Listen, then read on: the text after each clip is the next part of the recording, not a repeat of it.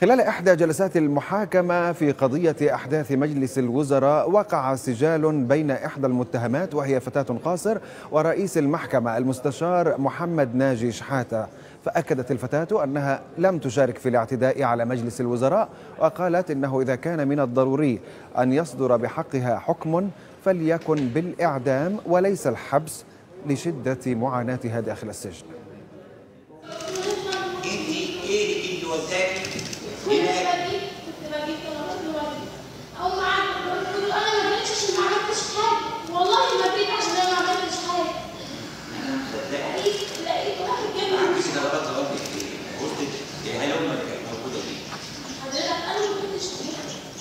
لقيت واحد جاب لي شعر، بقول لك انا ما عملتش حاجه، 5 6 ضربوني.